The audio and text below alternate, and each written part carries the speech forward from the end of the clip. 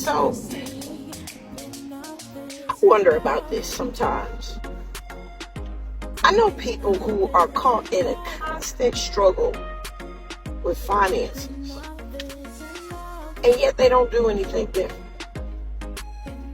I know some other people who are constantly disappointed in their relationship, and yet stay in it. I know others who know they're in a job that is not truly fulfilling their capabilities, their hopes and aspirations for their lives, and not even providing for them in the way that they need. But they stay. And so I wonder, what does it take for you to get sick and tired of being sick and tired?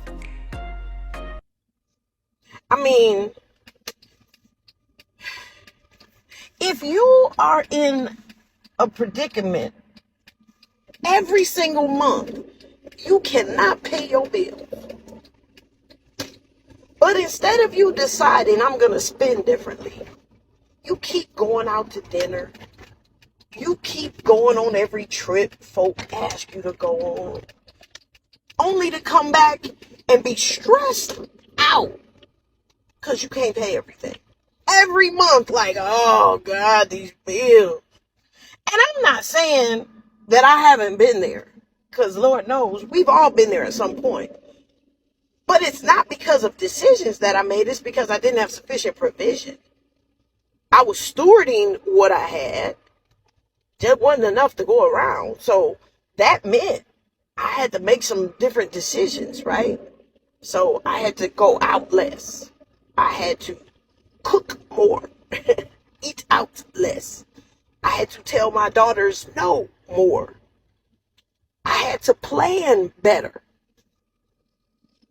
And then sometimes I just had to look for another job.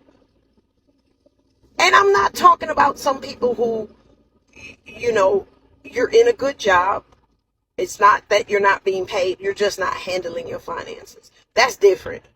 That's go to a credit counseling class, go to a budgeting class. That's gain more knowledge, right? But I'm talking about someone who's in a job because I work from home, or it's easy.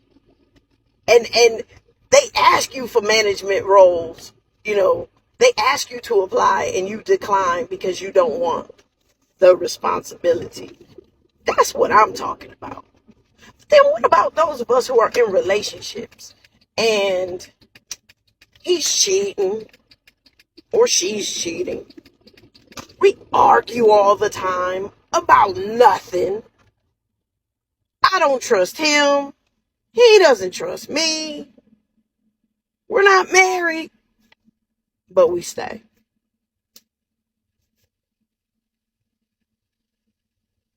I don't understand that.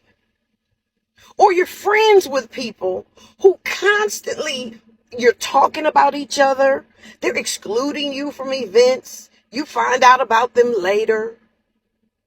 But you keep hanging out with them and calling them your girl. I don't know about guys. I think y'all a little truer than that. That when you find out a dude isn't 100, I think you guys are easier.